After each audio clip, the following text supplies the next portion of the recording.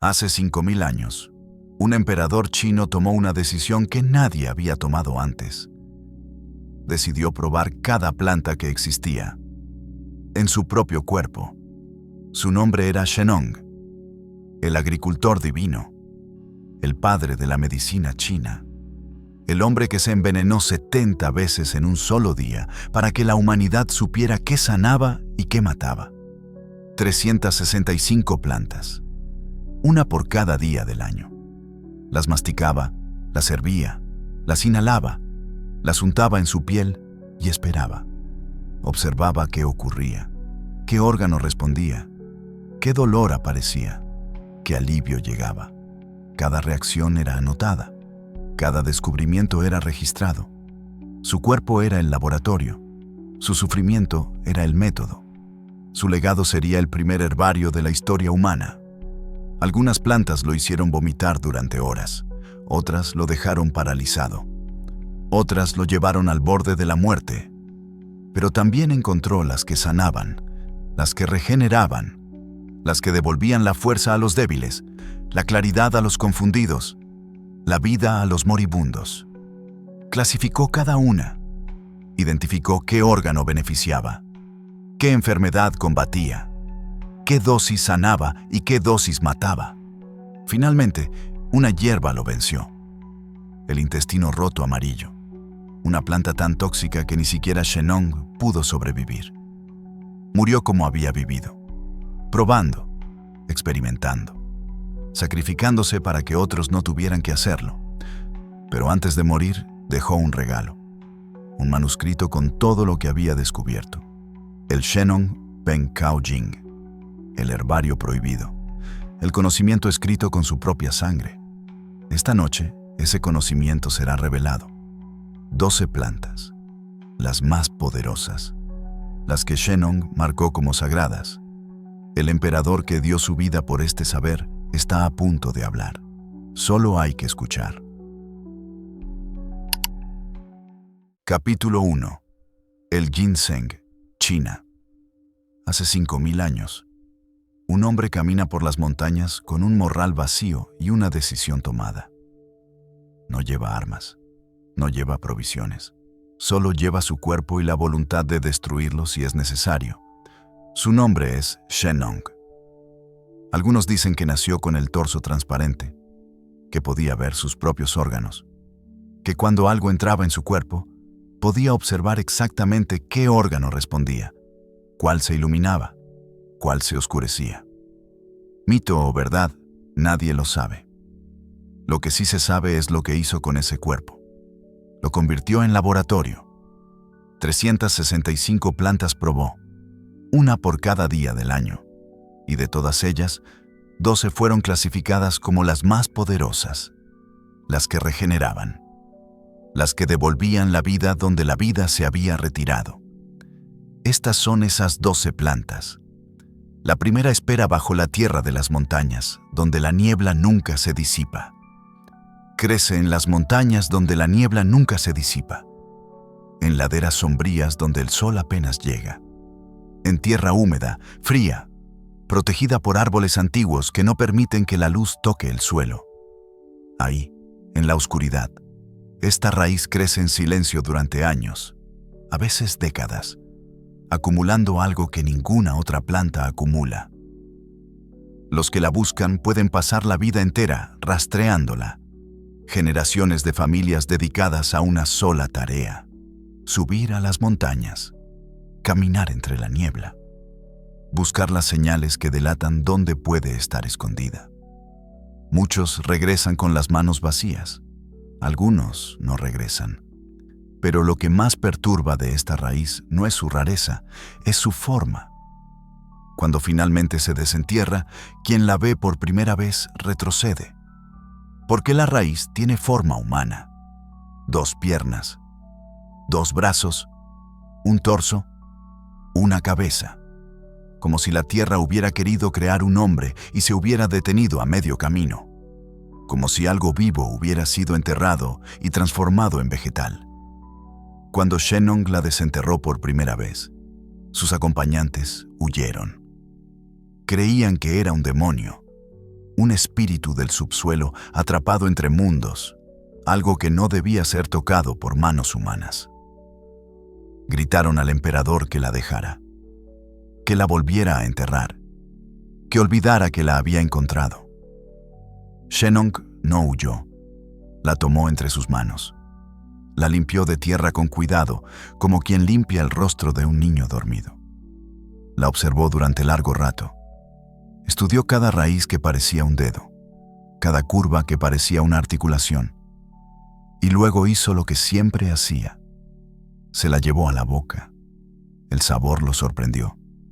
Amargo primero, luego dulce, luego algo que no tenía nombre. Una sensación que nacía en la lengua, pero que no se quedaba ahí, que bajaba por la garganta, que llegaba al estómago, que se expandía desde el centro hacia las extremidades como si alguien hubiera encendido un fuego invisible dentro de su pecho. Shennong esperó el dolor, el vómito, la parálisis. No llegaron. Lo que llegó fue lo opuesto. Una energía que no había sentido con ninguna otra planta. No la energía nerviosa que agita y luego abandona. Una energía profunda, estable, como si sus órganos cansados hubieran recordado cómo funcionaban cuando era joven, como si algo que se había apagado volviera a encenderse. Caminó más ese día que cualquier otro día de su vida.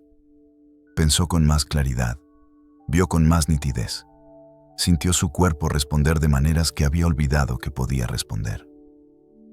Cuando llegó la noche, no estaba cansado. Cuando llegó el amanecer, seguía sin estar cansado. Esa noche escribió en su manuscrito: esta raíz que imita la forma humana contiene la esencia de la montaña. Fortalece los 5 órganos, calma el espíritu que está agitado, despierta el espíritu que está dormido, aclara los ojos que se han nublado, abre el corazón que se ha cerrado. Quien la consuma sentirá la vida regresar a los lugares donde se había retirado. La clasificó como hierba superior. En el sistema de Shennong había 3 categorías.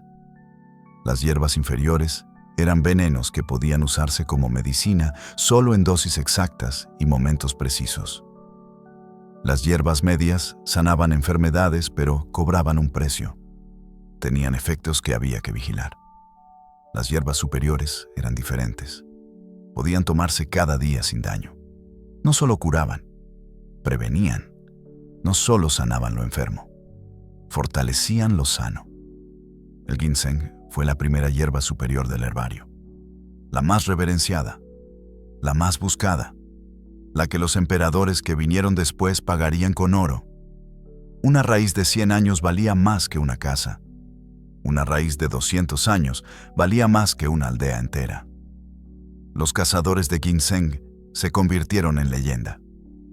Hombres que pasaban meses solos en las montañas, que conocían los secretos de la niebla, que sabían leer las señales invisibles que indicaban dónde podía esconderse una raíz antigua. Familias enteras dedicadas a este arte durante generaciones. El conocimiento pasando de padre a hijo como el tesoro más valioso. Se decía que el ginseng más poderoso crecía donde había caído un rayo, donde el cielo había tocado la tierra, donde la energía de arriba se había fundido con la energía de abajo.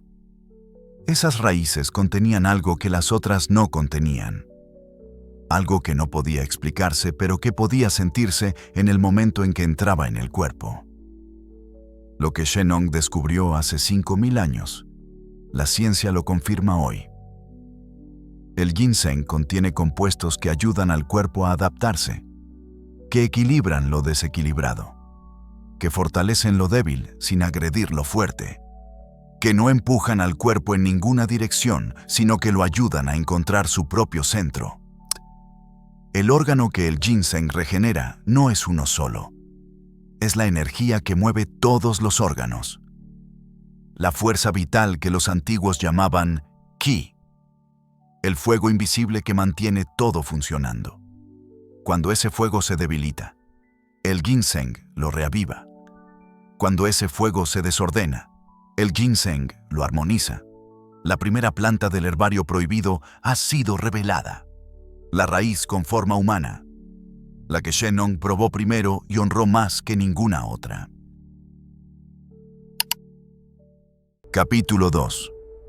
El goji. En las montañas del Tíbet, donde el aire es tan delgado que los visitantes caen desmayados, crecen unos arbustos que dan pequeñas bayas rojas.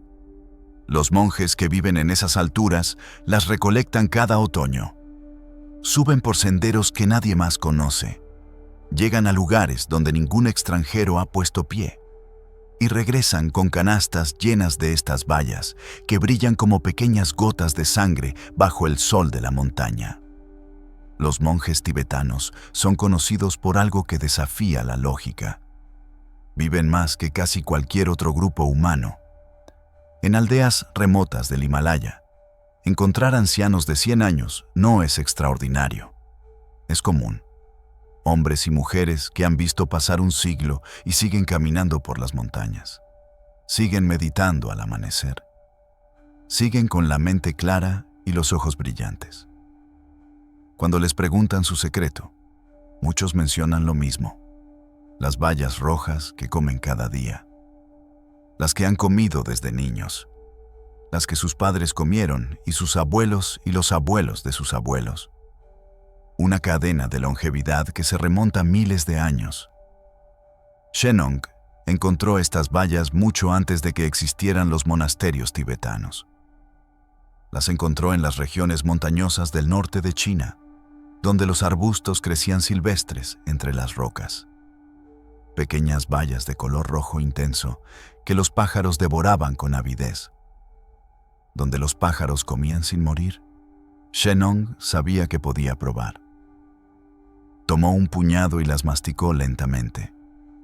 El sabor era dulce con un fondo ligeramente amargo, agradable. No como tantas otras plantas que había probado y que su cuerpo rechazaba de inmediato. Estas bayas entraban con facilidad, como si el cuerpo las reconociera, como si las hubiera estado esperando. Los efectos no fueron inmediatos como con el ginseng. Shennong esperó, observó, anotó que no había malestar, que no había reacción negativa, que las bayas parecían inofensivas, quizás poco interesantes, quizás solo alimentos sin propiedades especiales. Pero siguió comiéndolas, cada día, un puñado, durante semanas.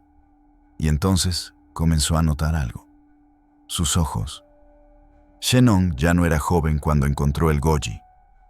Había pasado años probando plantas, exponiendo su cuerpo a cientos de sustancias. Su visión se había deteriorado.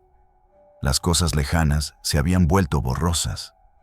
Leer los textos de su manuscrito requería acercarlos cada vez más a su rostro.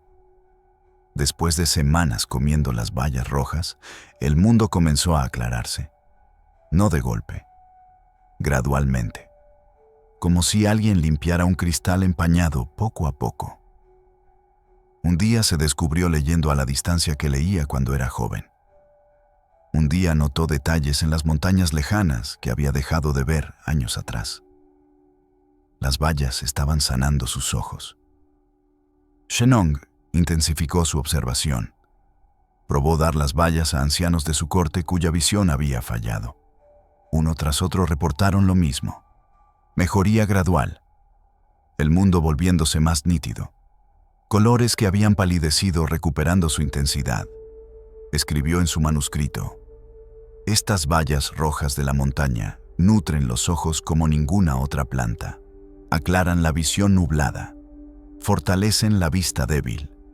Los ancianos que las consumen ven como veían en su juventud. Los jóvenes que las consumen protegen sus ojos para la vejez que vendrá. Pero había más. Shennong notó que quienes comían las bayas regularmente enfermaban menos, que resistían mejor los inviernos, que se recuperaban más rápido cuando algo los derribaba. Las bayas no solo sanaban los ojos, fortalecían algo más profundo, algo que mantenía al cuerpo entero funcionando. La clasificó como hierba superior junto al ginseng, una de las pocas que merecían ese honor. una que podía comerse cada día de la vida sin causar daño, una que acumulaba beneficios con el tiempo en lugar de agotar sus efectos. Los taoístas adoptaron el Goshi como parte central de su búsqueda de la inmortalidad. Creían que estas bayas contenían la esencia del cielo y la tierra combinadas, que quienes las consumían durante décadas podían alcanzar una longevidad que rozaba lo sobrenatural. Los maestros taoístas más famosos, los que vivían en cuevas meditando durante años, los que se dice que alcanzaron edades de 200 o 300 años, todos consumían goji diariamente. La ciencia ha encontrado en estas pequeñas bayas una concentración absurda de nutrientes, más vitamina C que casi cualquier otra fruta, más betacaroteno que las zanahorias, antioxidantes que protegen las células del deterioro, compuestos específicos que nutren los tejidos de los ojos, que protegen la retina, que previenen la degeneración que viene con la edad. El órgano que el goji regenera es doble: los ojos y el sistema que defiende al cuerpo entero, la visión que permite ver el mundo y el escudo invisible que protege contra lo que el mundo envía, ambos fortalecidos por estas pequeñas bayas rojas que los monjes tibetanos siguen recolectando cada otoño como lo hacían hace miles de años. Shennong no podía saber por qué funcionaban. Solo sabía que funcionaban. Lo había probado en su cuerpo. Lo había observado en otros. Lo había registrado con la precisión de quien sabe que este conocimiento debe sobrevivir. La segunda planta del herbario prohibido ha sido revelada: las bayas rojas de las montañas, las que los inmortales comían para seguir viendo el mundo mientras los siglos pasaban. Capítulo 3. El astrágalo. Hay una raíz que los antiguos chinos llamaban el protector invisible. No cura enfermedades, las previene, no sana lo que ya está roto, evita que se rompa, no combate invasores que ya entraron, cierra las puertas antes de que puedan entrar. Crece en las estepas del norte de China y Mongolia, tierras donde el invierno dura más que el verano, donde el viento corta la piel, donde solo sobreviven las plantas que han aprendido a resistir lo que mataría a cualquier otra. El astrágalo prospera donde otros mueren, y esa capacidad de resistir es exactamente lo que transfiere a quien lo consume. Shennong encontró esta planta siguiendo a los pastores nómadas. Observó que ciertas tribus enfermaban menos que otras, que cuando las plagas atravesaban las estepas, algunas familias permanecían intactas mientras sus vecinos caían uno tras otro, que había algo diferente en esas familias que no podía explicarse solo por suerte. Les preguntó qué hacían diferente. Los nómadas le mostraron una raíz amarilla que hervían en agua cada mañana. La habían usado durante generaciones. No sabían explicar qué hacía exactamente. Solo sabían que quienes la bebían se enfermaban menos, que los niños que crecían con ella sobrevivían cuando otros niños no sobrevivían, que los ancianos que la tomaban llegaban a viejos cuando otros no llegaban. Shennong tomó la raíz y la probó. El sabor era suave, ligeramente dulce. Nada amenazante, nada que hiciera retroceder al cuerpo. Era como si la planta quisiera ser consumida, como si hubiera sido diseñada para entrar sin resistencia. Los efectos no fueron dramáticos. No hubo explosión de energía como con el ginseng. No hubo aclaración de la vista como con el goji. Si Shennong hubiera probado esta raíz solo un día, habría pensado que no hacía nada, que era una de tantas plantas sin propiedades especiales. Pero Shennong ya había aprendido que algunas medicinas trabajan en silencio. Siguió tomando la raíz, cada día, durante meses, y comenzó a notar algo que solo la paciencia puede revelar. No se enfermaba. Ese invierno fue especialmente cruel. Las fiebres atravesaron la corte imperial como fuego atraviesa pasto seco. Ministros cayeron, sirvientes cayeron, Incluso algunos de los médicos que atendían a los enfermos terminaron enfermos ellos mismos. Shen Nong permaneció de pie. No era coincidencia. No era suerte. Era la raíz amarilla trabajando en silencio dentro de su cuerpo, construyendo defensas que no podían verse pero que funcionaban cuando eran necesarias. Escribió en su manuscrito: esta raíz de las estepas del norte fortalece lo que los sabios llaman Wei Qi, la energía protectora que circula por la superficie del cuerpo, el escudo invisible que mantiene afuera lo que debe quedarse afuera. Quien la consume regularmente construye murallas que ningún invasor puede cruzar. El Wei Qi era un concepto central en la medicina que Shen Nong estaba creando. La idea de que el cuerpo tiene una energía defensiva que patrulla constantemente, que vigila las fronteras, que reconoce lo que pertenece y lo que no pertenece, que ataca a los invasores antes de que puedan establecerse. Un ejército invisible trabajando día y noche para mantener el reino interior a salvo. El astrágalo alimenta a ese ejército. Le da fuerza, le da números, le da la capacidad de responder rápido y con potencia cuando algo amenaza. Un cuerpo con Wei Qi débil es como una ciudad con murallas caídas. Cualquiera puede entrar. Un cuerpo con Wei Qi fuerte es una fortaleza. Los enemigos se estrellan contra las defensas y son destruidos antes de poder causar daño. Los emperadores que siguieron a Shen Nong entendieron el valor de esta raíz. No la tomaban cuando estaban enfermos. La tomaban para no enfermarse nunca. Era parte de los tónicos diarios de la corte imperial. Cada mañana, el emperador bebía su té de astrágalo. Cada mañana, las defensas se reforzaban un poco más. Los médicos chinos han prescrito astrágalo durante 5.000 años sin interrupción. Es una de las hierbas más utilizadas en toda la historia de la medicina.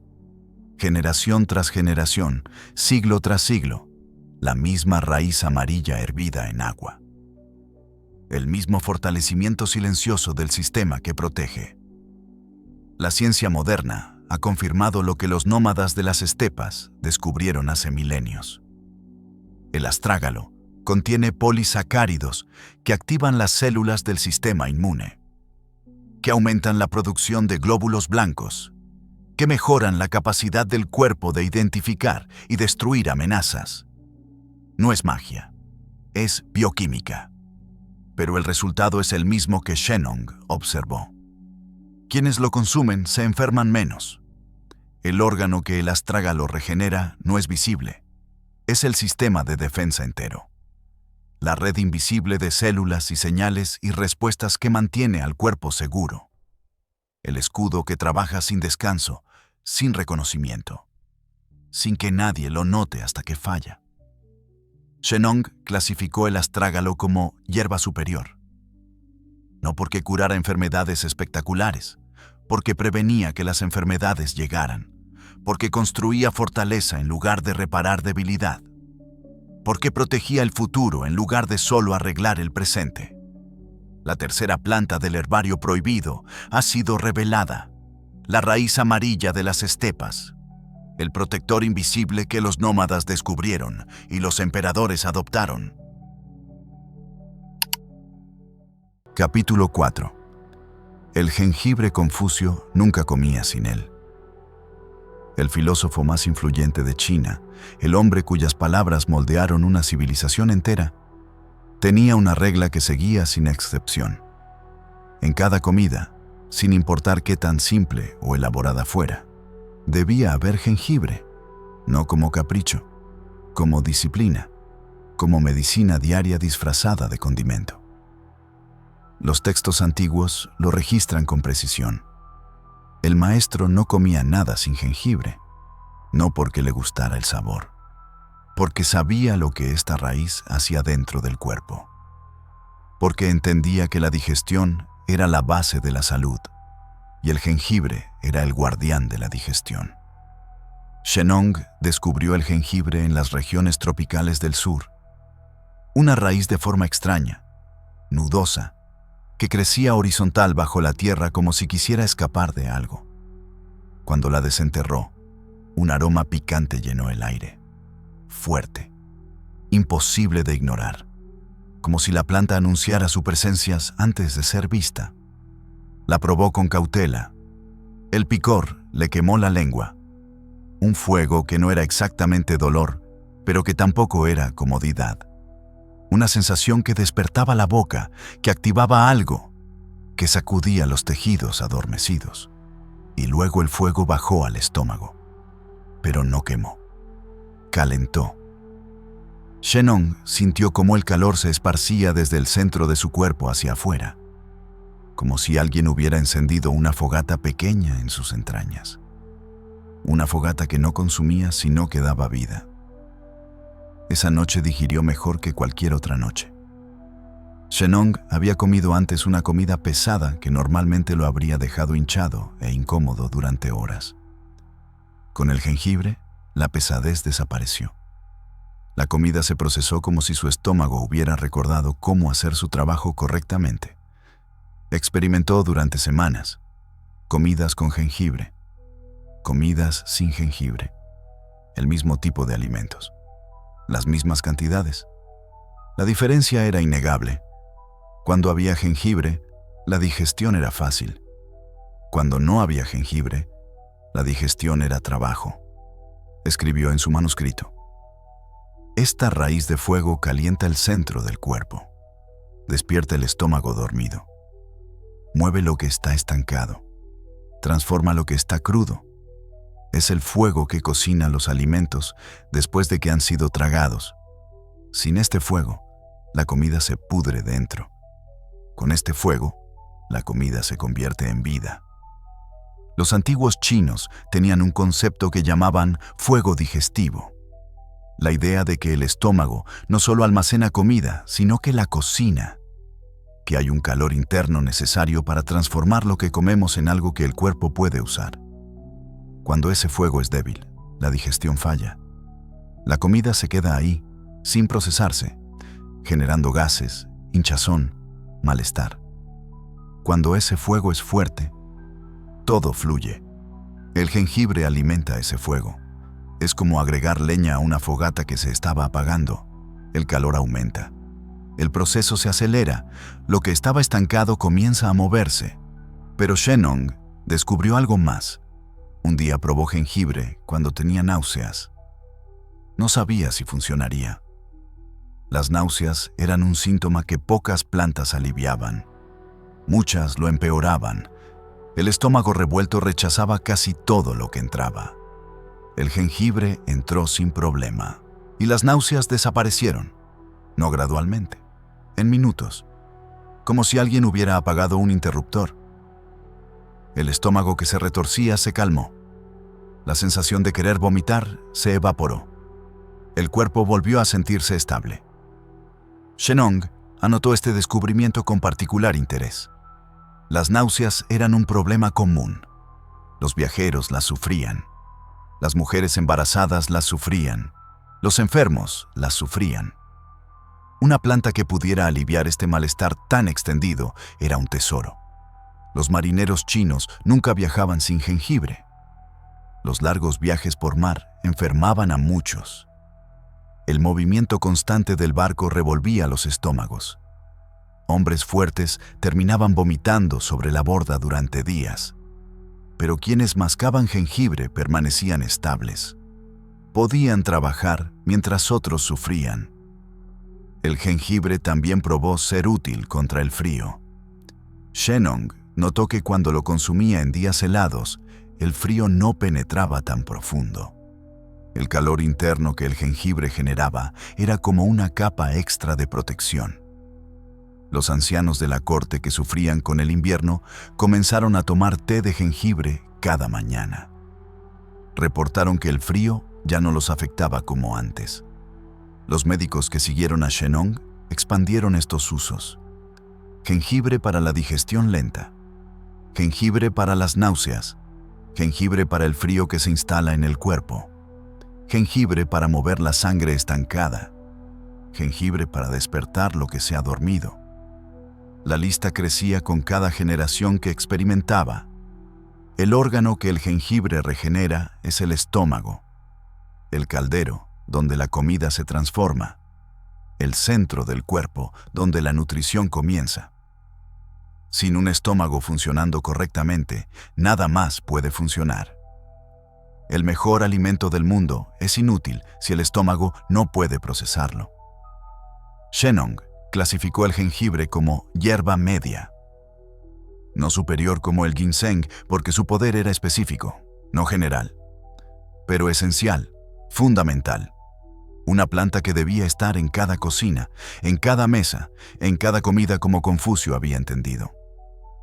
La cuarta planta del herbario prohibido ha sido revelada. La raíz de fuego. El guardián del estómago que el filósofo más sabio de China nunca abandonó. Capítulo 5. La canela no es raíz, no es hoja, no es fruto. Es la piel de un árbol. La corteza que protege al árbol de los elementos, de los insectos, de todo lo que quiere destruirlo. Esa capa externa que el árbol produce para sobrevivir. Esa armadura vegetal que los antiguos descubrieron que podía transferir su protección a quien la consumiera. En el sur de China crecían estos árboles de corteza aromática. Los recolectores subían a las montañas húmedas donde prosperaban. Esperaban hasta que los árboles tenían la edad correcta. Demasiado jóvenes y la corteza no tenía potencia. Demasiado viejos y se volvía amarga, dura, difícil de trabajar. Había un momento exacto, una ventana de tiempo donde la corteza era perfecta. Entonces la pelaban. Con cuchillos especiales, separaban la corteza del tronco en tiras largas. Las tiras se enrollaban sobre sí mismas mientras se secaban al sol. Formaban los rollos característicos que hoy se conocen en todo el mundo. Pero en tiempos de Shennong, estos rollos valían más que la plata. La canela era moneda de reyes. Se usaba para pagar tributos. Se incluía en los tesoros imperiales. Se regalaba entre gobernantes como símbolo de respeto y alianza. Un comerciante que lograba traer canela de las montañas del sur podía hacerse rico con un solo viaje. Si sobrevivía al viaje, Shennong obtuvo su primera canela de un mercader que había arriesgado la vida para conseguirla. El aroma lo golpeó antes de ver la corteza. Dulce y picante al mismo tiempo. Cálido. Como si el olor mismo pudiera calentar el cuerpo en un día frío. Shennong entendió inmediatamente por qué esta corteza era tan valorada. Olía a algo precioso, olía a algo vivo. La masticó lentamente. El sabor era intenso. Dulce primero, luego un calor que se expandía por la boca. No el calor agresivo del jengibre, un calor más suave, más envolvente, como ser abrazado desde adentro. El calor bajó por la garganta y se instaló en el pecho, y luego comenzó a moverse. Shennong sintió cómo la sangre respondía, un cosquilleo en las extremidades, una sensación de movimiento interno, como si la canela hubiera despertado ríos que estaban fluyendo demasiado lento, como si hubiera abierto compuertas que estaban parcialmente cerradas. Sus manos, que siempre estaban frías, se calentaron.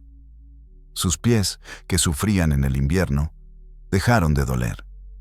La canela estaba moviendo la sangre hacia los lugares donde la sangre no llegaba bien. Shennong experimentó durante meses. Dio canela a personas con extremidades siempre frías, a ancianos cuya circulación se había vuelto lenta, a mujeres que sufrían dolores cada mes porque la sangre no fluía correctamente. Uno tras otro reportaban lo mismo. Calor donde había frío, movimiento donde había estancamiento, alivio donde había dolor. Escribió en su manuscrito: esta corteza aromática del sur tiene el poder de mover la sangre. La empuja hacia los lugares donde se ha retirado. Calienta lo que el frío ha invadido. Abre los caminos que se han cerrado. Es como un viento cálido que sopla por dentro del cuerpo llevando vida a cada rincón. Los médicos imperiales adoptaron la canela para los problemas de circulación, para los ancianos cuyos dedos se ponían azules en invierno, para los que sufrían dolores por sangre estancada, para los que sentían frío permanente sin importar cuántas capas de ropa usaran. La canela se convirtió en el remedio del frío interno. Pero había otro uso que Shennong descubrió, un uso que lo sorprendió. Notó que cuando consumía canela regularmente, su deseo de comer cosas dulces disminuía. La canela tenía un sabor dulce natural, pero más que eso, parecía satisfacer algo en el cuerpo que normalmente pedía dulces. Era como si la canela engañara al cuerpo haciéndole creer que ya había recibido lo que pedía. Las personas que consumían canela mantenían mejor su peso.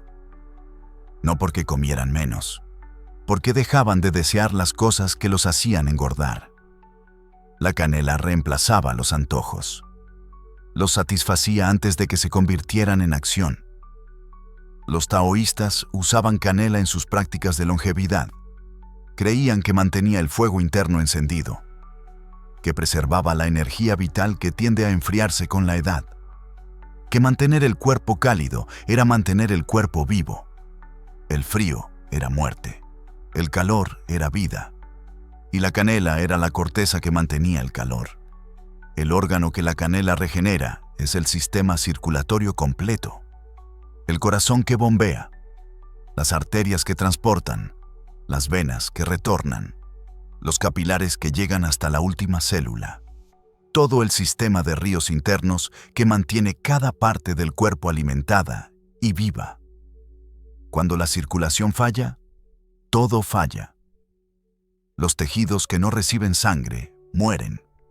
Los órganos que no reciben nutrientes se deterioran. El cuerpo se enfría desde las extremidades hacia el centro. La canela revierte ese proceso, empuja la sangre hacia afuera, mantiene las extremidades vivas, preserva el calor donde el frío quiere instalarse. Shennong clasificó la canela como hierba media con propiedades excepcionales. Una corteza que debía usarse con respeto, que en las dosis correctas calentaba y sanaba, que en exceso podía sobrecalentar y dañar. El fuego es vida, pero el fuego sin control es destrucción. La quinta planta del herbario prohibido ha sido revelada. La corteza del árbol del sur, el fuego líquido que mueve la sangre hacia donde la vida se había retirado. Capítulo 6. El regaliz. Los antiguos la llamaban el pacificador, no porque fuera débil, porque tenía un poder que ninguna otra planta poseía, el poder de hacer que las demás plantas trabajaran juntas, el poder de armonizar lo que estaba en conflicto, el poder de unificar lo que estaba separado.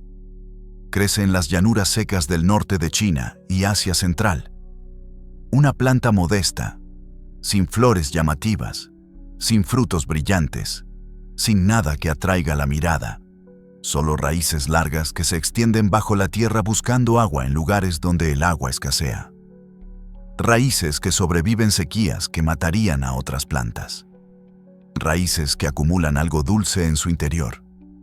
El regaliz es 50 veces más dulce que el azúcar. Ese dulzor concentrado en una raíz que crece en tierras áridas era un misterio para los antiguos.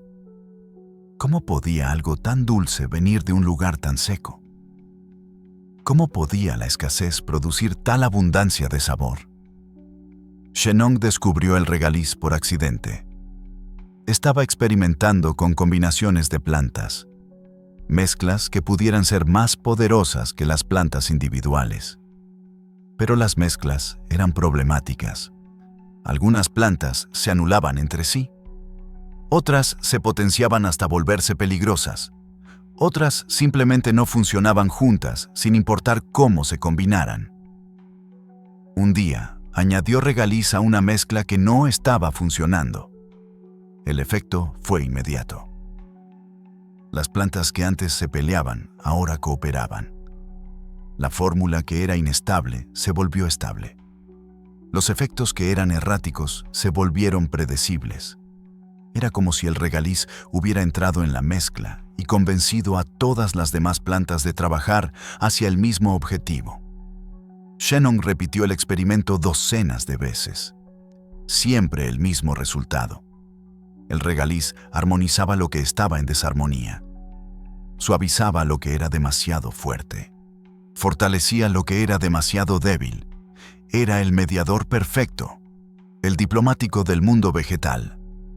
Escribió en su manuscrito: esta raíz dulce de las llanuras secas tiene un don único entre todas las plantas. Hace que las demás trabajen juntas. Reduce la toxicidad de las hierbas peligrosas. Aumenta la efectividad de las hierbas suaves. Es el guía que dirige a todas las demás hacia donde deben ir. Pero el regaliz también tenía poderes propios. Shenong lo probó solo, sin otras plantas, para entender qué hacía por sí mismo. Lo primero que notó fue el efecto en la garganta. Tenía una tos persistente de tantos años probando plantas, algunas de las cuales habían irritado sus pulmones. El regaliz calmó esa tos. Suavizó la garganta raspada. Cubrió los tejidos irritados con algo que se sentía como un bálsamo líquido. Lo segundo que notó fue el efecto en el estómago. El regaliz calmaba la acidez. Protegía las paredes del estómago. Creaba una capa que defendía los tejidos de los ácidos que los atacaban. Las personas que sufrían dolor de estómago encontraban alivio mascando raíz de regaliz. Lo tercero fue más sutil, pero igualmente importante. El regaliz parecía calmar el espíritu agitado, no como una droga que adormece, como un amigo que tranquiliza. Las personas ansiosas que lo consumían se sentían más centradas. Las personas irritables se sentían más pacientes. Era como si la capacidad del regaliz para armonizar plantas se extendiera a armonizar emociones. Los médicos que siguieron a Shenong hicieron del regaliz la hierba más utilizada de toda la medicina china. Aparece en más fórmulas que cualquier otra planta, no como ingrediente principal, como el ingrediente que hace que los demás ingredientes funcionen correctamente. El director de orquesta que no toca ningún instrumento, pero que hace que todos los instrumentos suenen como deben sonar. Se dice que el regaliz entra en los 12 meridianos del cuerpo. Los meridianos son los canales invisibles por donde fluye la energía vital según la medicina china. Hay 12 principales, cada uno conectado con un órgano. La mayoría de las plantas entran solo en algunos meridianos. El regaliz entra en todos. Llega a todas partes. Lleva su influencia armonizadora a cada rincón del cuerpo. Por eso puede combinar con casi cualquier otra hierba. Por eso aparece en fórmulas para el pulmón, y en fórmulas para el hígado, y en fórmulas para el corazón, y en fórmulas para los riñones. No importa qué órgano sea el objetivo. El regaliz puede ir ahí y ayudar. El órgano que el regaliz regenera no es uno específico. Es la armonía entre todos los órganos. El equilibrio del sistema completo. La comunicación entre partes que deben trabajar juntas, pero que a veces olvidan cómo hacerlo. Cuando el cuerpo está en desarmonía, todo sufre. Un órgano trabaja demasiado mientras otro trabaja poco. Energías se acumulan donde no deberían y faltan donde se necesitan. El regaliz redistribuye, rebalancea. Recuerda al cuerpo cómo funcionar como una unidad en lugar de como partes separadas. Shenong clasificó el regaliz como hierba superior, una de las pocas que merecían ese honor máximo, porque su poder no era solo curar, sino unificar. No era solo tratar, sino armonizar. No era solo actuar, sino hacer que todo lo demás actuara correctamente. La sexta planta del herbario prohibido ha sido revelada. La raíz dulce de las llanuras. El pacificador que enseña a todas las demás plantas a trabajar como una sola. Capítulo 7. La cúrcuma. Los antiguos la llamaban el oro de la tierra, no por su valor comercial, por su color. Cuando se corta la raíz fresca, el interior es de un amarillo tan intenso, tan brillante, tan imposiblemente dorado, que parece que alguien hubiera escondido metal precioso dentro de una planta. Un oro que mancha todo lo que toca, que tiñe las manos, la ropa, los recipientes, que deja su marca como recordatorio de que estuvo ahí. Crece en las regiones tropicales del sur de Asia. En India, donde la han cultivado durante más de 4.000 años. En las tierras húmedas, donde el monzón alimenta la tierra y las plantas, crecen con una intensidad que no existe en climas más fríos. Ahí, entre arrozales y palmeras, la cúrcuma ha sido parte de la vida diaria desde antes de que existiera la escritura. Shennong la obtuvo de comerciantes que viajaban por la ruta de la seda. Llegó a sus manos como polvo dorado, ya procesado, ya seco. Pero también consiguió raíces frescas de mercaderes que habían hecho el viaje completo desde las tierras del oeste. Quería probar ambas formas. Quería entender qué hacía esta raíz que manchaba de oro todo lo que tocaba. El sabor era terroso, amargo, con un calor suave que no quemaba como el jengibre, sino que calentaba lentamente. Había algo antiguo en ese sabor, algo que hablaba de tierra profunda y sol intenso y lluvias que caían durante meses. Los efectos no fueron inmediatos. Shennong consumió cúrcuma durante semanas antes de notar algo. Pero cuando lo notó, entendió por qué los pueblos del oeste la reverenciaban tanto. El dolor desapareció. Shennong cargaba dolores viejos, articulaciones que protestaban por la mañana, músculos que recordaban esfuerzos de décadas pasadas, el tipo de dolor que los ancianos aceptan como inevitable, el precio de haber vivido. Después de semanas con cúrcuma, esos dolores se silenciaron, no de golpe. Gradualmente, un día notó que levantarse de la cama era más fácil. Otro día notó que caminar largas distancias ya no dejaba ese eco de malestar en las rodillas. Otro día notó que había olvidado cuándo fue la última vez que algo le dolió. Investigó más profundamente. Dio cúrcuma a ancianos de la corte que sufrían dolores crónicos, a guerreros cuyas viejas heridas nunca habían dejado de molestar, a trabajadores cuyos cuerpos habían sido castigados por años de labor. Todos reportaron lo mismo. El dolor que habían aceptado como permanente comenzó a retirarse. Escribió en su manuscrito: esta raíz dorada del oeste tiene poder sobre el dolor que viene de la inflamación. Cuando los tejidos están hinchados, los calma. Cuando las articulaciones están rojas, las enfría. Cuando el cuerpo está en guerra consigo mismo, trae la paz. Es el oro que apaga los fuegos internos que no deberían estar ardiendo. La inflamación era un concepto que Shennong entendía intuitivamente. Sabía que muchas enfermedades venían de calor interno excesivo, de tejidos que se hinchaban sin razón, de un cuerpo que atacaba lo que no debía atacar. La cúrcuma era el antídoto para ese fuego mal dirigido. Los médicos ayurvédicos de India ya usaban la cúrcuma hace miles de años. La mezclaban con leche caliente y la bebían cada noche. La aplicaban en heridas para prevenir infección. La usaban en ceremonias religiosas como símbolo de purificación. Para ellos no era solo medicina, era sagrada. Las novias indias eran untadas con pasta de cúrcuma antes de la boda. No solo por el color dorado que daba a la piel, porque la cúrcuma protegía, purificaba, bendecía. Una novia cubierta de cúrcuma entraba al matrimonio protegida por el oro de la tierra. El órgano que la cúrcuma regenera es todo tejido inflamado. Las articulaciones que duelen, los músculos que protestan, los órganos internos que están hinchados sin que nadie lo sepa. La inflamación silenciosa que destruye lentamente desde adentro. La cúrcuma entra y calma. enfría lo que está demasiado caliente, deshincha lo que está demasiado hinchado. La ciencia moderna ha identificado el compuesto responsable. Se llama curcumina y es uno de los antiinflamatorios naturales más potentes que se conocen. Lo que Shennong observó hace milenios, los laboratorios lo confirman hoy. La cúrcuma reduce la inflamación, alivia el dolor, protege los tejidos del daño que la inflamación crónica causa.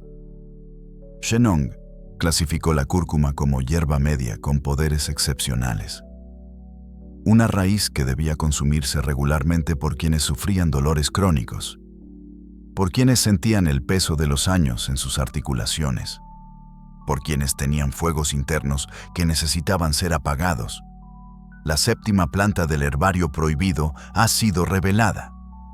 El oro de la tierra, el extintor de los fuegos que arden donde no deberían arder. Capítulo 8. La Angélica.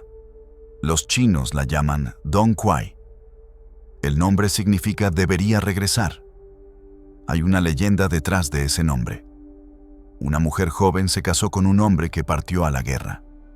Antes de irse, él le prometió que volvería en 3 años. Si no regresaba, ella sería libre de rehacer su vida. La mujer esperó. 3 años pasaron. El hombre no regresó. Siguiendo el acuerdo, ella se casó con otro. Un mes después, el primer esposo volvió. Había sido capturado, encarcelado, pero finalmente había escapado. Llegó para encontrar a su esposa en brazos de otro hombre. El dolor fue demasiado. La mujer, destrozada por la culpa y la tristeza, enfermó gravemente. Ningún médico podía curarla.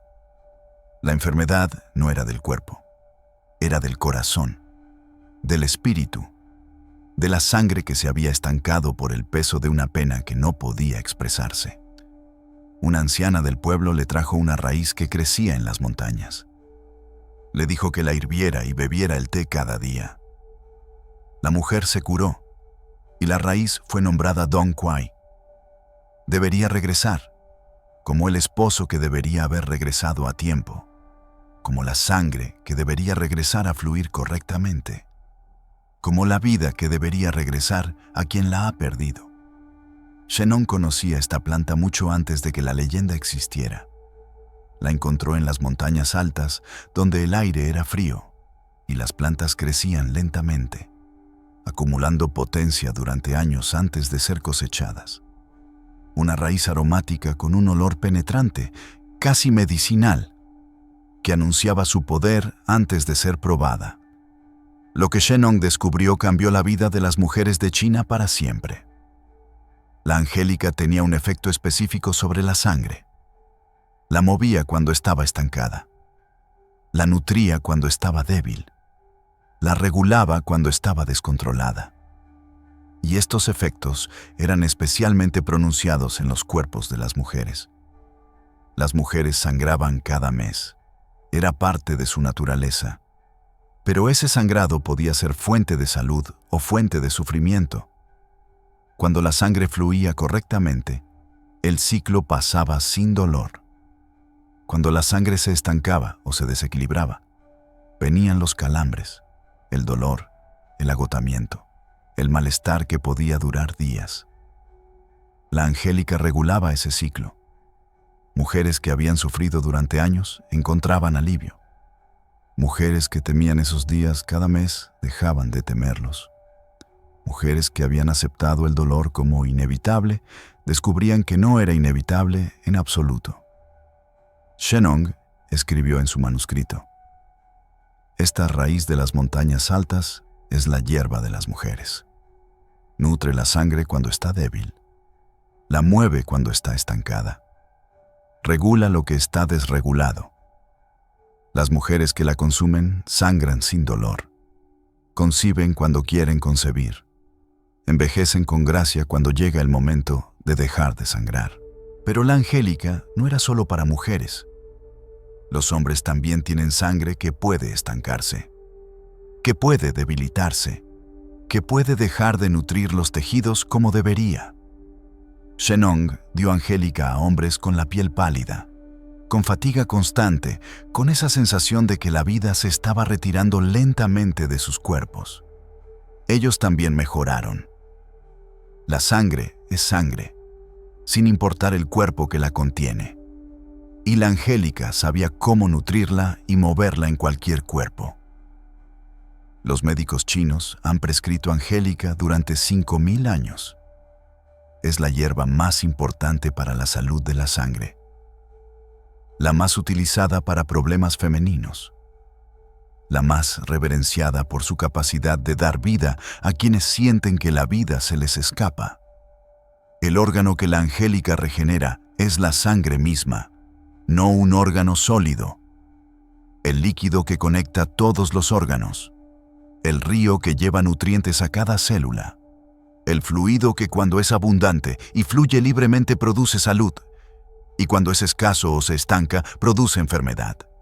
La Angélica nutre ese río, lo mantiene fluyendo, lo fortalece cuando se ha debilitado. Shennong la clasificó como hierba superior, una de las más importantes del herbario. Una que debía estar disponible para toda mujer que sufriera, para todo hombre cuya sangre necesitara ser fortalecida, para cualquier persona que sintiera que la vida se estaba volviendo más pálida de lo que debería ser. La octava planta del herbario prohibido ha sido revelada. La raíz que debería regresar. La hierba de la sangre que ha dado vida a las mujeres de Asia durante milenios.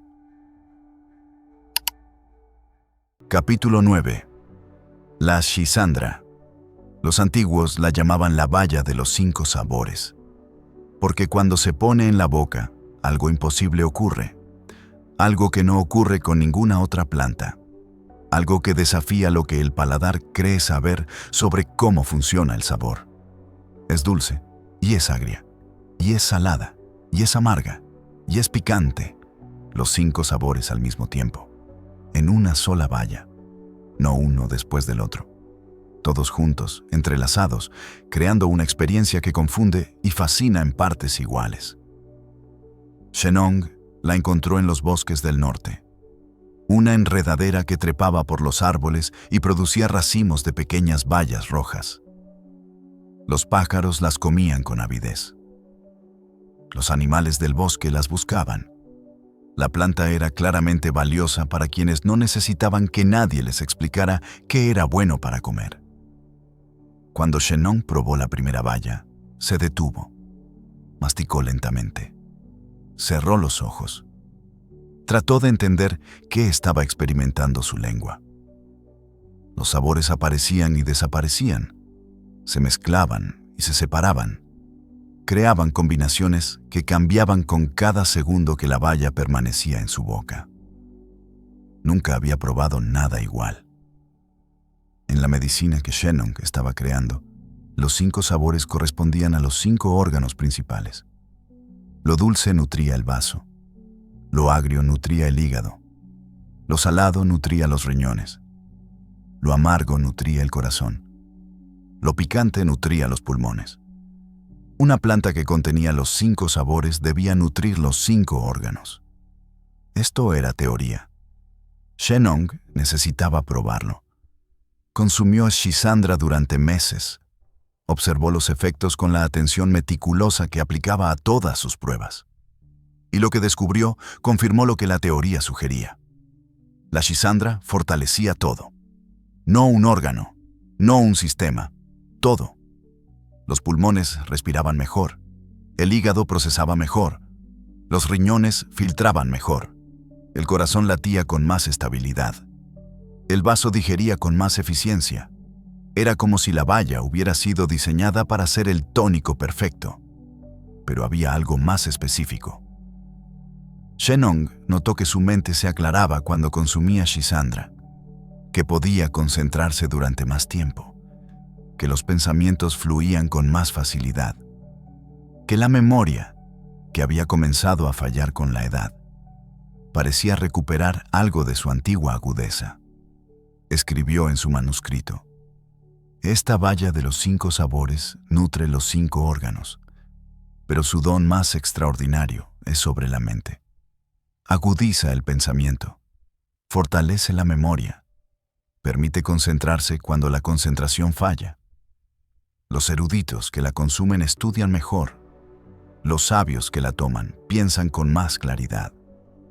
Los eruditos chinos adoptaron la Shisandra como su aliada. Durante los exámenes imperiales, donde el futuro entero de un hombre dependía de su desempeño intelectual, los estudiantes consumían Shisandra. Durante las noches de estudio intenso, cuando los textos se acumulaban y el tiempo se acababa, la Shisandra los mantenía alerta y enfocados. Los monjes taoístas la usaban para profundizar la meditación. Una mente clara era esencial para las prácticas contemplativas. Una mente agitada no podía alcanzar los estados que los monjes buscaban. La Shisandra calmaba la agitación sin adormecer. Enfocaba sin tensar. Creaba las condiciones perfectas para el trabajo interior. Había un efecto más que Shennong registró con particular interés. La Shisandra parecía proteger el hígado de los venenos. Esto era crucial para alguien que había pasado la vida probando plantas, muchas de ellas tóxicas. Su hígado había procesado cientos de sustancias dañinas. Estaba castigado, sobreexigido, probablemente dañado. La Shisandra ofrecía protección y reparación.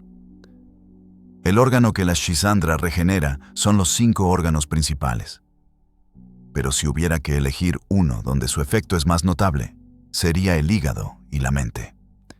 El hígado que filtra y procesa, la mente que piensa y recuerda, ambos fortalecidos por esta pequeña valla que contiene todo el espectro del sabor. La ciencia moderna ha estudiado la Shisandra extensamente. Ha encontrado compuestos que protegen las células del hígado, compuestos que mejoran la función cognitiva, compuestos que actúan como adaptógenos, ayudando al cuerpo a manejar el estrés. Los 5 sabores no eran solo experiencia gustativa. Eran señales de una complejidad química que beneficiaba múltiples sistemas. Shennong clasificó la Shisandra como hierba superior, una de las joyas del herbario. Una valla que contenía en sí misma lo que otras fórmulas necesitaban combinar múltiples plantas para lograr. La 9ª planta del herbario prohibido ha sido revelada. La valla de los 5 sabores. El tónico que nutre todo lo que puede ser nutrido. Capítulo 10. El reishi no es planta, es hongo. Pero los antiguos no hacían esa distinción. Para ellos, todo lo que crecía de la tierra y podía sanar era parte del mismo reino. Y este hongo en particular ocupaba un lugar tan elevado en ese reino que lo llamaban el hongo de la inmortalidad. Crece en los troncos de los árboles moribundos, en los bosques húmedos donde la luz apenas penetra, donde los árboles viejos caen y se pudren lentamente, alimentando con su muerte a nuevas formas de vida. Ahí, en ese lugar de transición entre la vida y la muerte, el reishi emerge como un emisario de otro mundo. Su apariencia es inconfundible, tiene forma de abanico. La superficie es brillante, lacada, como si alguien la hubiera barnizado con cuidado. El color varía del rojo oscuro al marrón, a veces con bordes amarillos o anaranjados. No parece algo que debería comerse, parece algo que debería adorarse, y de hecho, fue adorado durante milenios. Los emperadores chinos enviaban expediciones a los bosques solo para buscar reishi. Encontrar uno era un augurio de buena fortuna, un signo de que los cielos favorecían al emperador, un tesoro más valioso que cualquier gema porque las gemas no podían dar lo que el reishi prometía: vida eterna, o al menos una vida tan larga que pareciera eterna. Shennong encontró su primer reishi después de años de buscarlo. La rareza de este hongo era parte de su mística. No crecía en cualquier lugar, no aparecía en cualquier momento. Había que saber dónde buscar, cuándo buscar, y aún así la suerte jugaba un papel. Muchos buscadores pasaban la vida entera sin encontrar uno. Cuando Shennong finalmente sostuvo un reishi en sus manos, sintió que sostenía algo sagrado. El hongo era duro como madera. No podía comerse directamente. Había que hervirlo durante horas, extrayendo lentamente su esencia al agua. El líquido resultante era amargo, oscuro, con un sabor que hablaba de bosques profundos y procesos lentos. Shennong bebió ese líquido durante semanas. Los primeros días no notó nada extraordinario, ni explosión de energía como con el ginseng, ni claridad mental como con la shisandra. El reishi trabajaba de una manera diferente, más sutil, más profunda, más difícil de percibir, pero no por eso menos real. Lo que notó primero fue su sueño. Dormía mejor, no solo más horas, mejor calidad de descanso. Se despertaba sintiéndose renovado de una manera que había olvidado que era posible, como si durante la noche algo hubiera sido reparado que llevaba mucho tiempo dañado. Lo segundo que notó fue su estado emocional. Una calma que no venía de la apatía. Una paz que no venía de la resignación. Una serenidad que permanecía incluso cuando las circunstancias externas eran difíciles. Era como si el reishi hubiera ajustado algo en su interior que estaba desafinado desde hacía años. Lo tercero fue más difícil de describir. Una sensación de conexión con su cuerpo, con su mente, con algo más grande que ambos. Los taoístas tenían palabras para esto. Hablaban de nutrir el Shen, el espíritu, de fortalecer la conexión entre el cuerpo terrenal y la esencia celestial. Shennong no era dado a misticismos, pero no podía negar lo que estaba experimentando. Escribió en su manuscrito: "Este hongo que crece donde la muerte alimenta la vida, tiene poder sobre el espíritu humano. Calma la mente agitada sin adormecerla. Trae paz al corazón perturbado sin debilitarlo. Conecta lo de abajo con lo de arriba. Los sabios que lo consumen meditan más profundo. Los gobernantes que lo toman deciden con más sabiduría. Los ancianos que lo beben se preparan para el viaje final sin miedo". Los taoístas hicieron del reishi el centro de sus prácticas de longevidad. Creían que nutría los tres tesoros: el jing, la esencia física; el qi, la energía vital; y el shen, el espíritu. Un hongo que fortalecía los tres niveles del ser era invaluable para quienes buscaban trascender los límites ordinarios de la vida humana. Se decía que los inmortales taoístas consumían reishi regularmente. Esos seres legendarios que habían logrado extender su vida indefinidamente, que vivían en montañas remotas, que aparecían de vez en cuando para transmitir sabiduría a los mortales. Sea mito o realidad, la asociación del reishi con la inmortalidad perduró durante milenios. El órgano que el reishi regenera no es un órgano físico, es el corazón en su sentido más amplio. No solo el músculo que bombea sangre, el asiento de las emociones, el hogar del espíritu, el centro desde donde irradiamos lo que somos hacia el mundo. El reishi nutre ese centro, lo fortalece, lo calma, lo protege.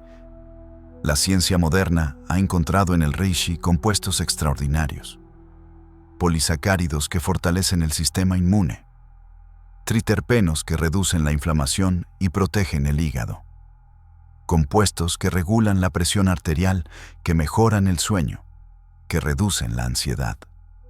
El hongo de la inmortalidad contiene una farmacia completa, pero quizás lo más notable es su efecto sobre el sistema nervioso. El reishi calma sin sedar, equilibra los neurotransmisores, reduce el cortisol, la hormona del estrés. Crea las condiciones para que el cuerpo y la mente funcionen en armonía en lugar de estar constantemente en modo de alerta.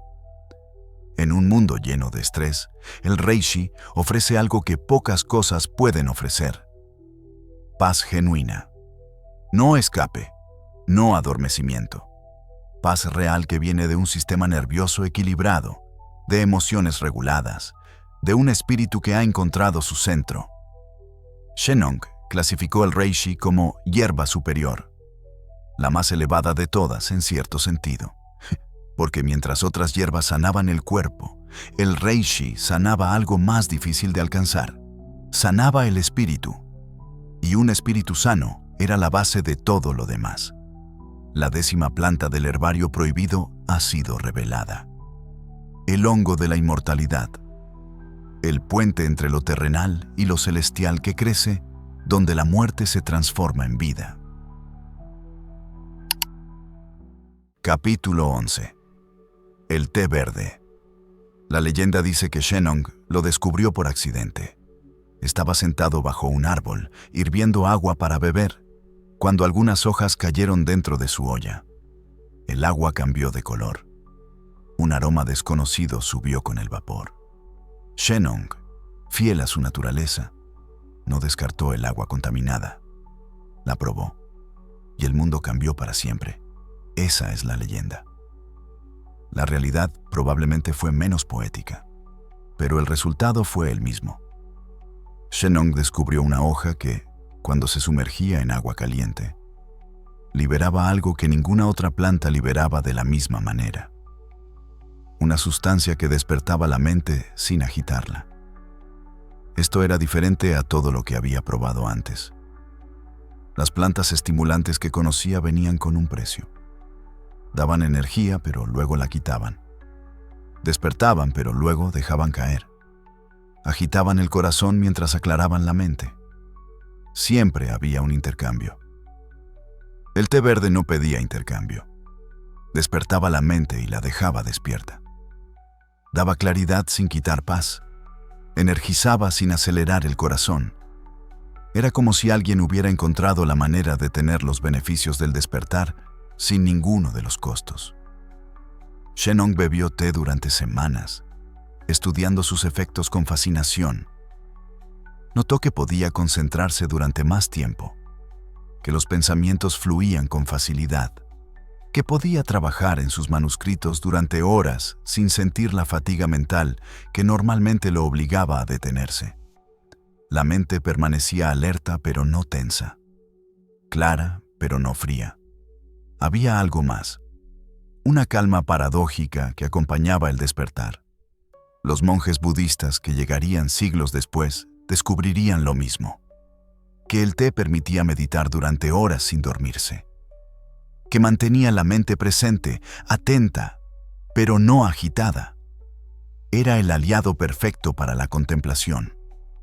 Shennong escribió en su manuscrito: esta hoja que cae de los árboles de las montañas del sur tiene un don único. Despierta sin agitar, aclara sin enfriar, energiza sin agotar.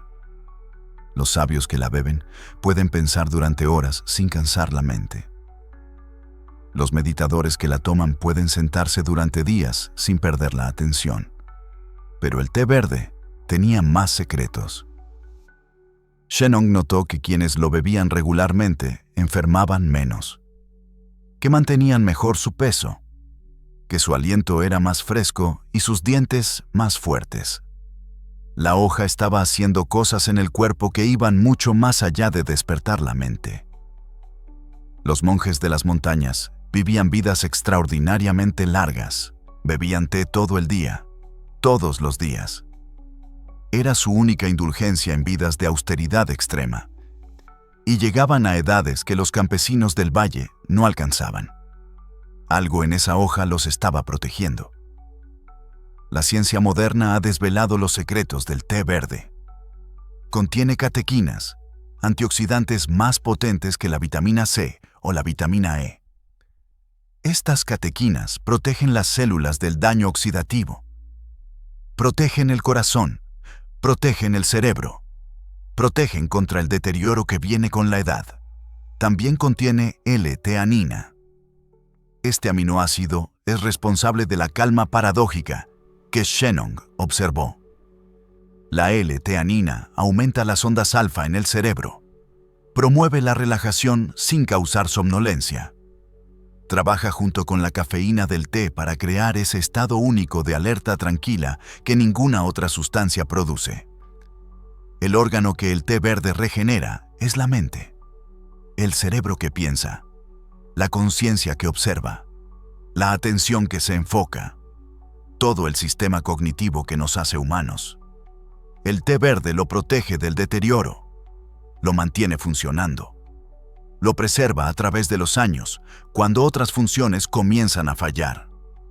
Las poblaciones que más té verde consumen tienen las menores tasas de demencia. Japón, China, las regiones donde el té es parte de cada día, de cada comida, de cada momento de pausa. Los ancianos de estas culturas mantienen la lucidez mental de maneras que asombran a investigadores de otras partes del mundo. Pero el té verde es más que protección cerebral. Protege el corazón reduciendo el colesterol malo. Protege el metabolismo ayudando a quemar grasa. Protege las encías y los dientes eliminando bacterias dañinas. Protege la piel del daño solar. Es como si cada sistema del cuerpo recibiera algo de esta simple hoja. Shennong no podía saber todo esto, pero sabía lo suficiente. Sabía que había encontrado algo especial, algo que merecía un lugar de honor en su herbario, algo que cambiaría la manera en que los seres humanos pasaban sus días. Clasificó el té verde como hierba superior, una de las pocas que podían consumirse todos los días, varias veces al día, sin causar daño. Una que acumulaba beneficios con el tiempo. Una que mejoraba la calidad de la vida mientras extendía su duración. La 11ª planta del herbario prohibido ha sido revelada. La hoja que despierta sin agitar. El compañero silencioso que ha acompañado a sabios y emperadores durante 5000 años de historia. Capítulo 12. El crisantemo. La última planta del herbario no es raíz, ni corteza, ni hongo, ni hoja. Es una flor, y no cualquier flor. La flor que los chinos eligieron como símbolo del otoño. La flor que florece cuando todas las demás se marchitan. La flor que muestra su belleza precisamente cuando el mundo comienza a morir. Los emperadores cultivaban jardines enteros de crisantemos, no solo por su belleza, porque entendían el mensaje de esta flor, que la fuerza verdadera se muestra cuando las condiciones son adversas, que florecer en otoño requiere algo que florecer en primavera no requiere, que resistir cuando otros caen es la marca del carácter superior. Shennong encontró los crisantemos silvestres en las colinas del este de China. Flores amarillas y blancas que aparecían cuando el frío comenzaba a instalarse. Cuando las otras plantas se preparaban para dormir, los crisantemos despertaban, como si tuvieran su propio calendario, como si siguieran reglas diferentes al resto del mundo vegetal. Probó los pétalos. El sabor era delicado. Floral, obviamente, pero con una nota ligeramente amarga que hablaba de propiedades medicinales. Shennong había aprendido que el amargor frecuentemente indicaba poder. Que las plantas que sabían dulces alimentaban, pero las que sabían amargas sanaban. Los efectos fueron sutiles pero claros. Lo primero que notó fue en sus ojos. Había estado trabajando intensamente en sus manuscritos. Las horas de escritura, bajo luz insuficiente, habían dejado sus ojos cansados, irritados, incapaces de enfocar correctamente. Después de días bebiendo té de crisantemo, la irritación desapareció. Los ojos se sentían frescos, descansados, como si hubieran dormido aunque no habían dormido. Lo segundo fue el calor que a veces subía a su cabeza. Ese calor que viene con la edad, que enrojece la cara, que trae dolores de cabeza, que hace sentir que la presión está aumentando en el cráneo sin causa aparente. El crisantemo enfriaba ese calor, lo disipaba, lo enviaba hacia abajo, lejos de la cabeza donde causaba problemas. Shennong escribió en su manuscrito, Esta flor del otoño tiene afinidad con los ojos y con la cabeza. Refresca lo que está demasiado caliente. Aclara la visión nublada. Alivia el dolor que viene cuando el calor sube donde no debería subir. Los eruditos que pasan horas leyendo deben beberla para proteger su vista. Los ancianos cuyo calor sube deben beberla para encontrar alivio. Los eruditos chinos hicieron del crisantemo su flor, no solo por lo que simbolizaba, por lo que hacía. Las horas infinitas de estudio, de lectura, de escritura con pinceles finos que requerían concentración extrema, castigaban los ojos. El té de crisantemo los protegía, los refrescaba. Permitía que el trabajo continuara cuando de otro modo hubiera tenido que detenerse. Los médicos de la corte imperial prescribían crisantemo para las fiebres, especialmente las fiebres que afectaban la cabeza, los ojos rojos, los dolores de cabeza, las infecciones que comenzaban arriba y amenazaban con bajar. El crisantemo detenía el avance, enfriaba la zona afectada, daba tiempo al cuerpo para recuperarse. Hay una conexión que los antiguos veían entre los ojos y el hígado. En la medicina china, los ojos son la ventana del hígado. Cuando el hígado está sobrecargado, los ojos sufren. Cuando el hígado tiene demasiado calor, los ojos se enrojecen y arden. El crisantemo enfría el hígado, y al enfriarlo, alivia los ojos. Dos órganos sanados por una sola flor. El órgano que el crisantemo regenera es doble. Los ojos que ven el mundo y el hígado que filtra todo lo que entra en el cuerpo. Ambos conectados por canales invisibles que los antiguos mapearon con precisión. Ambos beneficiados por esta flor que florece cuando el mundo se prepara para dormir. La ciencia moderna ha encontrado en el crisantemo compuestos antiinflamatorios, compuestos que reducen la presión ocular, que protegen la retina del daño, que mejoran el flujo sanguíneo a los ojos. Los oftalmólogos en China siguen recomendando té de crisantemo a pacientes con ojos cansados, con vista fatigada, con las consecuencias de pasar demasiadas horas frente a pantallas. También han encontrado compuestos que protegen el hígado, que ayudan a procesar toxinas, que reducen la inflamación hepática. La conexión que los antiguos veían entre ojos e hígado no era superstición, era observación precisa de relaciones que la ciencia tardó milenios en confirmar.